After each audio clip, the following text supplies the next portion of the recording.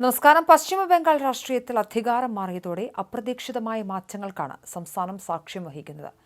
മമതാ ബാനർജിയുടെ തൃണമൂൽ ഭരണത്തിന് അന്ത്യം കുറിച്ച് BJP അധികാരമേൽക്കുമ്പോൾ കഴിഞ്ഞ 15 വർഷമായി ഭരണകൂടം വേട്ടയാടിയിരുന്ന CPM-ന് പുതിയ ശ്വാസം ലഭിക്കുകയാണ്. സുവേന്ദു അധികാരി മുഖ്യമന്ത്രിയെ സത്യപ്രതിജ്ഞ ചെയ്ത ദിവസം തന്നെ CPM മുഖപത്രമായ ഗണശക്തിയിൽ സർക്കാർ പരസ്യം പ്രത്യക്ഷപ്പെട്ടത് രാഷ്ട്രീയ കേന്ദ്രങ്ങളെ ഞെട്ടിച്ചിരിക്കുകയാണ്. 1.5 പതിറ്റാണ്ടിന് ശേഷം ആദ്യമായാണ് ഗണശക്തിക്ക് സർക്കാർ പരസ്യം ലഭിക്കുന്നത്.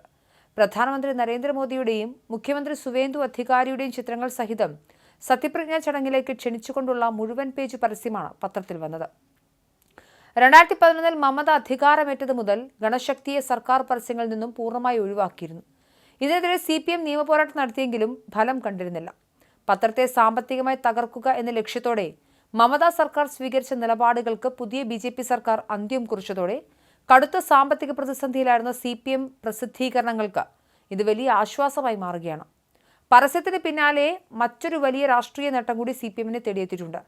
തൃണമൂൽ കോൺഗ്രസ് കൈവശപ്പെടുത്തി പൂട്ടിയിട്ടിരുന്ന 550-ലധികം CPM പാർട്ടി ഓഫീസുകളാണ് BJP-യുടെ വിജയത്തിന് പിന്നാലെ തുറന്നു കിട്ടിയത്. പാർട്ടി ഓഫീസുകൾ വീണ്ടും തുറന്ന് പതാക ഉയർത്തുന്ന CPM പ്രവർത്തകരുടെ ദൃശ്യങ്ങൾ ബംഗാൾ രാഷ്ട്രീയത്തിലെ പുതിയ മാറ്റത്തിന്റെ സൂചനയാണ്.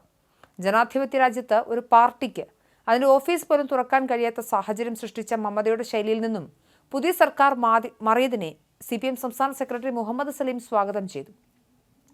ബംഗാളിലെ ഈ മാറ്റങ്ങളെ പരിഹസിച്ചുകൊണ്ട് മുൻ DGP TP സെൻകുമാർ ഉൾപ്പെടെയുള്ളവർ രംഗത്തെത്തിയിട്ടുണ്ട്.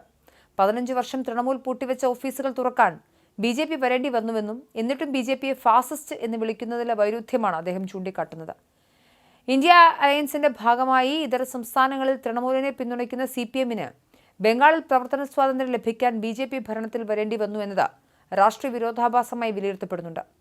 അതേസമയം പരാജയം പൂർണ്ണമായി അംഗീകരിച്ച മമതാ ബാനർജി തന്റെ ഔദ്യോഗിക പദവികളിൽ നിന്നും പിൻവാങ്ങിക്കഴിഞ്ഞു.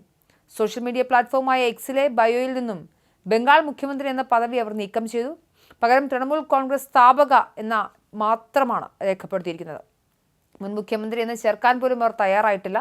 തുടക്കത്തിൽ തെരഞ്ഞെടുപ്പ് ഫലത്തെയും കേന്ദ്ര ഏജൻസികളെയും കുറ്റപ്പെടുത്തിയെങ്കിലും ഗവർണർ നിയമസഭ പിരിച്ചുവിട്ടതോടെ മമത തോൽവി സമ്മതിക്കുകയായിരുന്നു. സർക്കാർ നിയന്ത്രണത്തിലുള്ള വായനശാലകളിൽ നിന്ന് പോലും ഗണശക്തിയെ മമത സർക്കാർ പുറത്താക്കിയിരുന്നു. ഈ ഏകാധിപത്യ നിലപാടുകൾക്ക് BJP സർക്കാർ മാറ്റം വരുത്തുന്നത് നല്ല കാര്യമാണെന്നാണ് CPM നേതാക്കളുടെ പക്ഷം. മമതയുടെ ഭരണകാലത്ത് വീടുകളിൽ ഒതുങ്ങിക്കൂടേണ്ടി വന്ന കമ്മ്യൂണിസ്റ്റുകാർക്ക് ഇനി പരസ്യമായ രാഷ്ട്രീയ പ്രവർത്തനത്തിലുള്ള സാഹചര്യമാണ് ഒരുങ്ങുന്നത്.